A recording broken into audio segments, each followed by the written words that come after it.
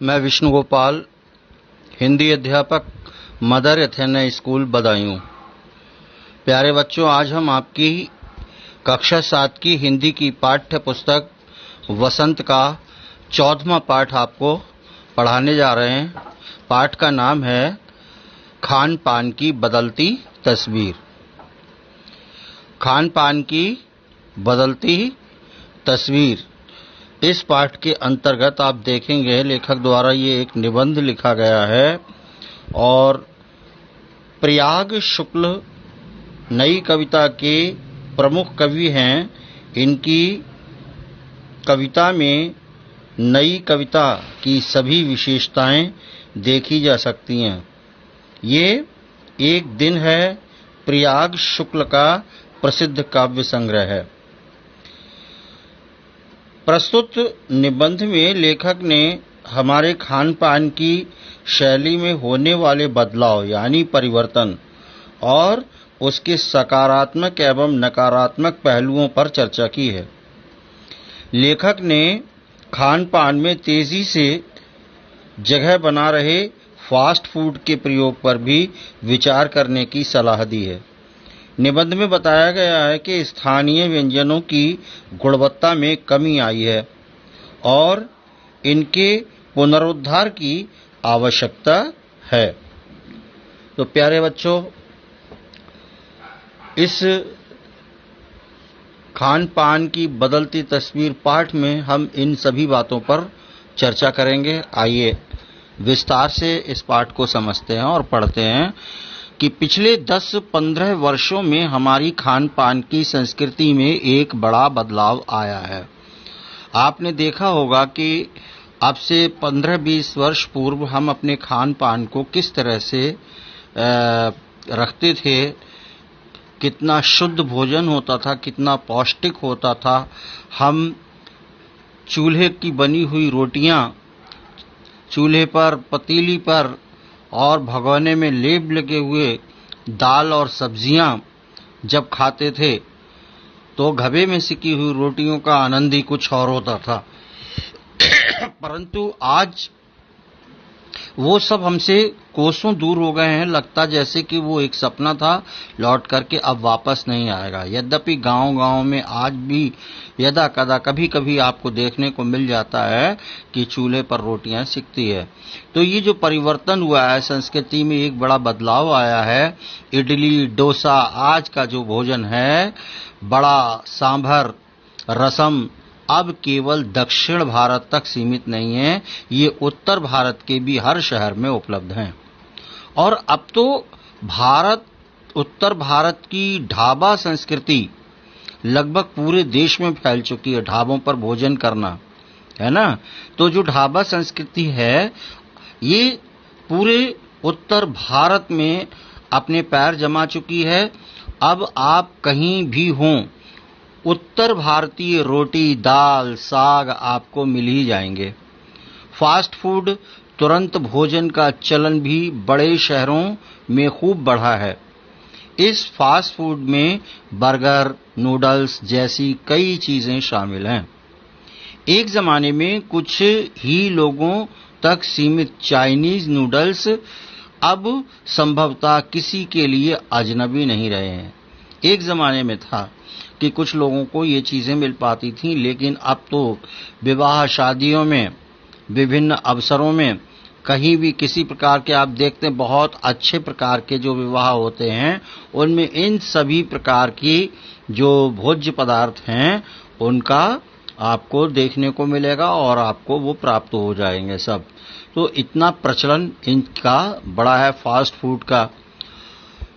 2 minutes noodles के packet जो 2 minute के अंदर तैयार हो जाते हैं, ऐसे पैकेट बंद रूप से तो कम से कम बच्चे, बूढ़े सभी परिचित हो चुके हैं।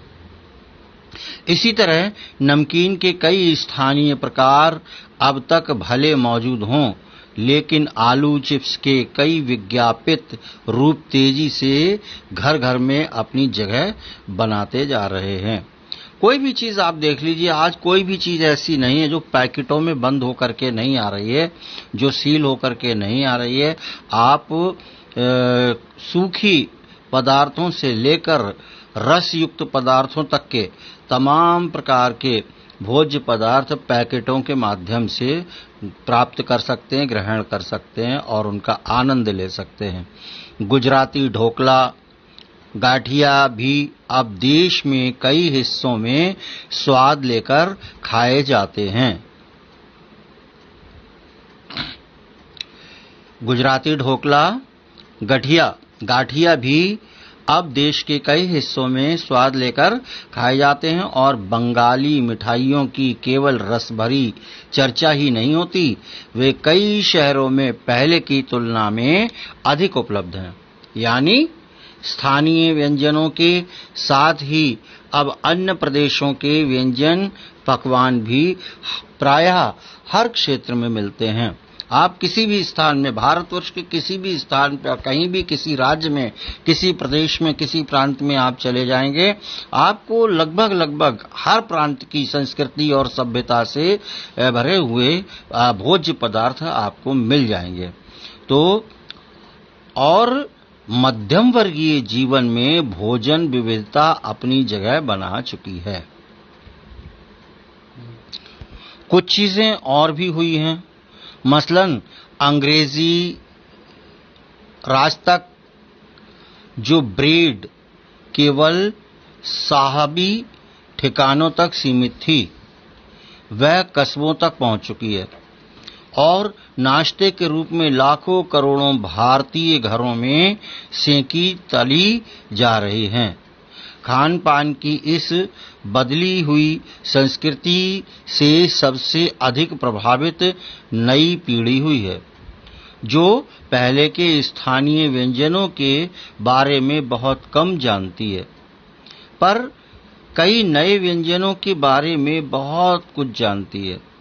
जो पुरानी हमारी जो आज की जो नव पीढ़ी है, नई पीढ़ी है, युवा पीढ़ी है, तो वो पहले के व्यंजनों के बारे में भले ही नहीं जानती, कुछ भी नहीं जानती, परंतु जो आज के नए व्यंजन हैं उनके विषय में, उनके बारे में उनको विस्तृत ज्ञान है। स्थानीय व्यंजन भी तो अब घटकर कुछ ही चीजों तक सीमित रह गए हैं। बंबई की पाव भाजी और दिल्ली के छोले कुलचों की दुनिया पहले की तुलना में बड़ी जरूर है, पर अन्य स्थानीय व्यंजनों की दुनिया में छोटी हुई है। जानकार ये भी बताते हैं कि पेड़ों के और आगरा के पेठे नमकीन में अब वह बात कहाँ रही, यानी जो बची हुई है उनकी गुणवत्ता में फर्क पड़ा है, यानी उनकी क्वालिटी में, उनकी शुद्धता में, उसकी उत्तमता में अंतर आया है, फर्क पड़ा है। फिर मौसम और ऋतुओं के अनुसार फलों, खाद्यान्नों से जो व्यंजन और पकवान बना करते थे, उन्हें बनाने की फुर्सत भी अब कितने लोगों को रह गई है। आप देख रहे हैं, मौसम और जो ऋतुओं के अनुसार जो फल होते थे, उन फलों से, बहुत सारे फलों से आप देखते थे रस बना लिए जाते थे, कभी अचार उनसे बना लिए जाते थे, खाद्यान्नों से बहुत प्रकार के व्यंजन लोग बना लेते थे और पकवान बना करते थे। उन्हें बनाने की फुर्सत अब कितने लोगों को रह गई है, यानी अब कोई उनको बना नहीं पाता, ना कोई जानता भी नहीं है और बनाने की फुर्सत भी किसी के पास नहीं है, बनाता भी नहीं है। अब गृहिणियों या कामकाजी महिलाओं के लिए खरबूजे के बीज सुखाना, छीलना और फिर उनसे बीज तैयार करना सचमुच दुस्साध्य है, मुश्किल है। खरबूजे आते थे, घरों में खाए जाते थे, तो उनके बीजों को धो करके धूप में सुखा लिया जाता था साफ करके, और फिर उनकी मींग स्त्रियां छीला करती थीं बैठ करके और फिर वो डालती थीं।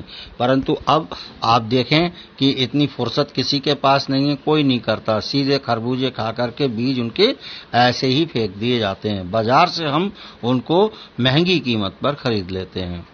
यानी हम पाते हैं कि एक ओर तो स्थानीय व्यंजनों में कमी आई है, दूसरी ओर वे ही देसी विदेशी व्यंजन अपनाए जा रहे हैं, जिन्हें बनाने पकाने में सुविधा हो जटिल प्रक्रियाओं वाली चीजें तो कभी कभार व्यंजन पुस्तिकाओं के आधार पर तैयार की जाती हैं, यानी पुस्तकों के माध्यम से भी महिलाएं इन चीजों को बना करके देख करके तैयार करती हैं। नई नई विभिन्न प्रकार की डिशेस जो हैं वो स्त्रियां बनाती हैं, तैयार करती हैं।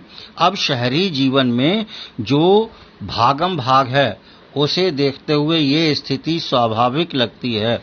फिर कमर तोड़ महंगाई ने भी लोगों को कई चीजों से धीरे धीरे वंचित कर दिया है। ये सबसे बड़ा सत्य है कि महंगाई इतनी है कि व्यक्ति के पास रोटी खाने के सुलभ साधन तक नहीं हो रहे हैं तो वो अन्य चीजों की ओर क्या देखेंगे।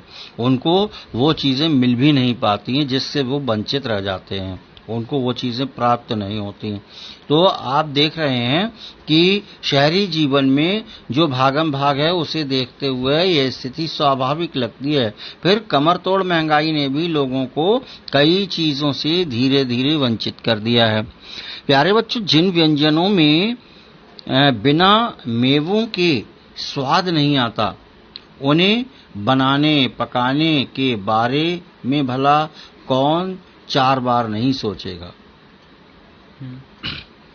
खान पान की जो एक मिश्रित संस्कृति बनी है उसके अपने सकारात्मक पक्ष भी हैं। गृहिणियों और कामकाजी महिलाओं को अब जल्दी तैयार हो जाने वाले विविध व्यंजनों की विधियां उपलब्ध हैं। नई पीढ़ी का देश विदेश के व्यंजनों को जानने का सुयोग मिला है, भले ही किन्हीं कारणों से और किन्हीं खास रूपों में, क्योंकि ये भी एक अच्छाई है कि ये विविध व्यंजन इन्हें निखालिस रूप में उपलब्ध नहीं हैं।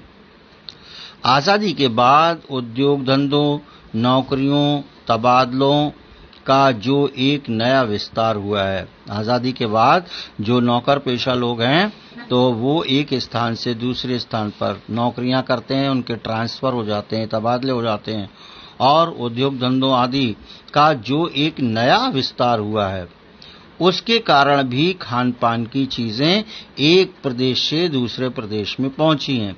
एक प्रांत का व्यक्ति है, दूसरे प्रांत में उसका तबादला हो गया तो वहां से वो जहां खान पान की संस्कृति लेकर के आया और यहाँ की उसने संस्कृति अपनाई। यहाँ का व्यक्ति वहां गया तो यहाँ से लेकर के गया, यहाँ की चीजें उसे प्रिय लगी और वहां जाकर के उनने उसका प्रचार प्रसार किया।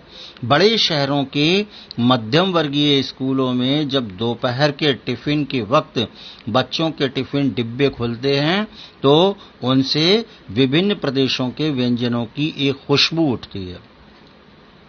अलग अलग प्रकार के बच्चे के टिफिन में भोजन होता है। किसी के में चाउमीन है तो किसी के में इडली डोसा रखा हुआ है, तो कोई पास्ता खा रहा है, तो कोई मैक्रोनी खा रहा है, कोई कुछ बना के लाता है। इस तरह से विभिन्न प्रकार की खुशबुएं उनके टिफिन से आती हैं।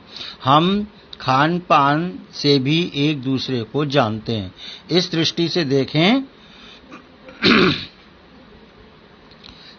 से देखें तो खान पान की नई संस्कृति में हमें राष्ट्रीय एकता के लिए एक नए बीज भी मिल सकते हैं। बीज भली भांति तभी अंकुरित होंगे जब हम खान पान से जुड़ी हुई दूसरी चीजों की ओर भी ध्यान देंगे। मसलन हम उस बोली बानी भाषा भूषा आदि को भी किसी न किसी रूप से ज्यादा जानेंगे जो किसी खान पान विशेष से जुड़ी हुई है। इसी के साथ ध्यान देने की बात यह भी है कि स्थानीय व्यंजनों का पुनरुद्धार, दोबारा से उनका उद्धार करना, जो चीजें दब गई हैं, डूब गई हैं, जिनका हमें ज्ञान नहीं है, पता नहीं, उनको दोबारा से लाने के लिए भी जरूरी है, जिन्हें अब एथनिक कहकर पुकारने का चलन बढ़ा है, उन्हें हम एथनिक कहते हैं।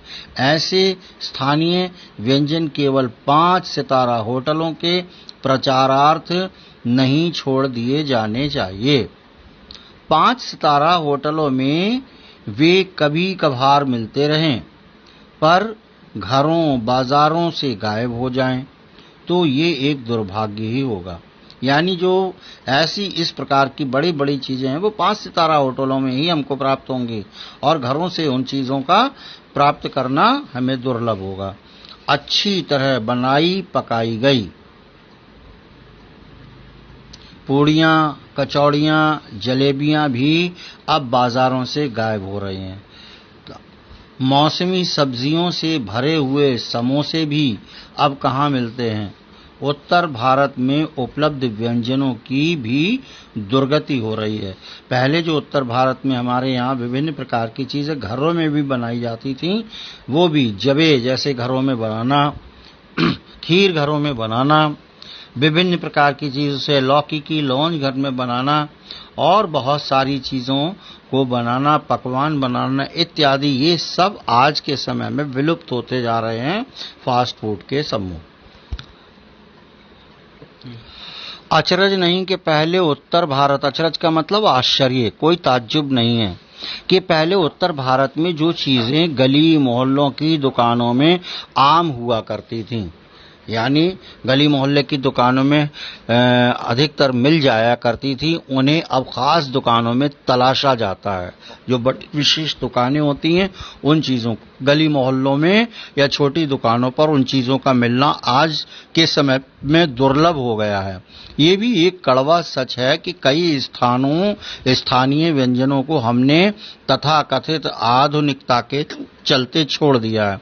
कुछ व्यंजनों को हमने बिल्कुल भी अपनाना छोड़ दिया, उनकी ओर ध्यान देना छोड़ दिया और उनको हम भूलते चले जा रहे हैं और पश्चिम की नकल में बहुत सी ऐसी चीजें अपना ली हैं जो स्वाद, स्वास्थ्य और समरसता के मामले में हमारे बहुत अनुकूल नहीं है।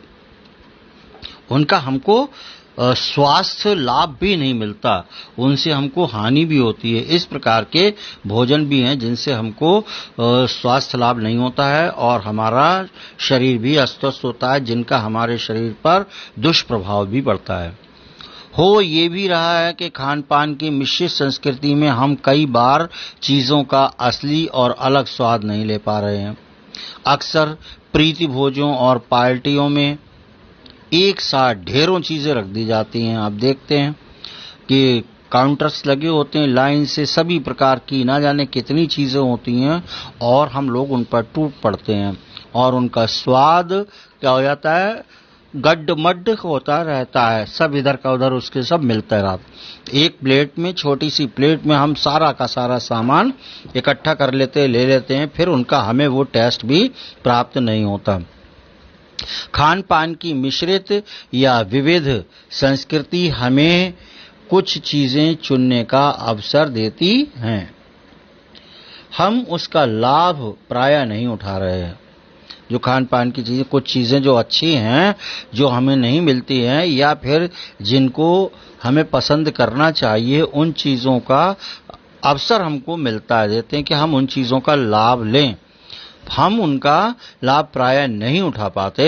हम अक्सर एक ही प्लेट में कई तरह के और कई बार तो बिल्कुल विपरीत प्रकृति वाले व्यंजन परोस लेना चाहते हैं। अब देखते, विपरीत का मतलब होता है ठंडा और गर्म।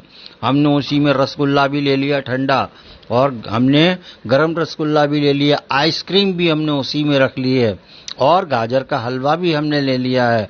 साथ ही हमने उसमें मतलब कई प्रकार की ऐसी चीजें होती हैं जो हमारे स्वास्थ्य के लिए हानिकारक होती हैं और किन्हीं चीजों के मिलने से हमारे शरीर को नुकसान पहुंचता है, परंतु हम उनको उस समय अपनी प्लेट में इकट्ठा कर लेते हैं, भर लेते हैं और उनको जब सेवन करते हैं तो उनका स्वाद भी जाता रहता है और हमारा हानि भी होती है।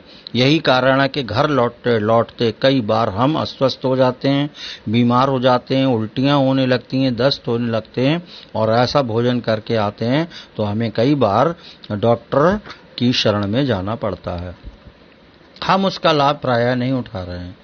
अक्सर एक ही प्लेट में कई तरह के और कई बार तो बिल्कुल विपरीत प्रकृति वाले व्यंजन परोस लेना चाहते हैं।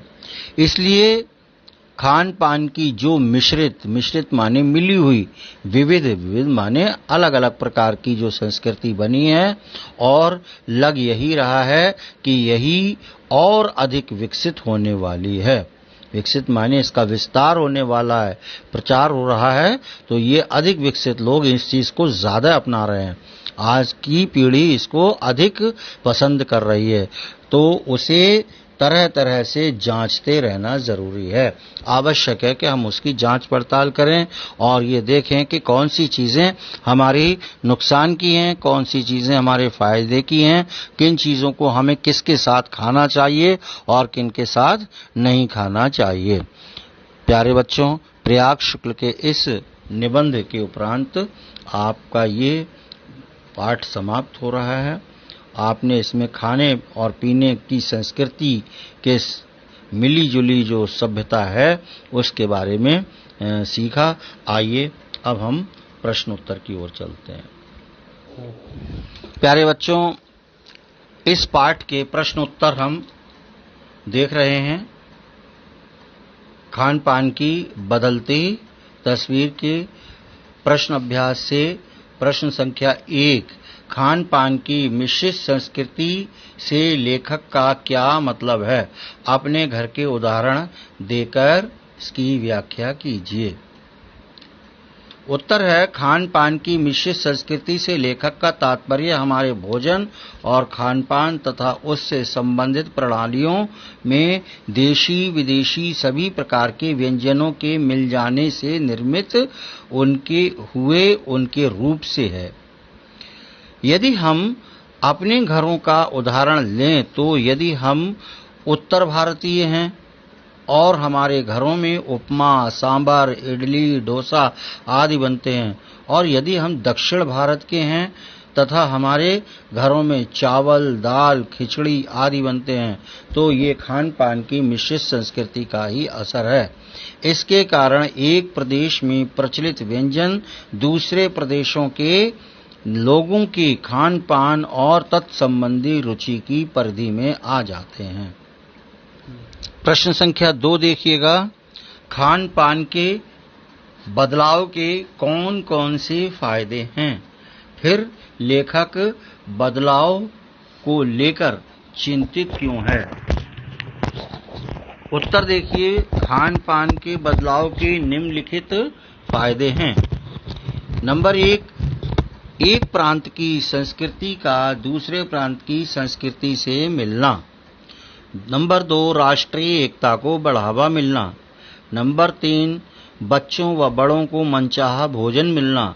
नंबर 4, देश विदेश के भोजनों का ज्ञान होना।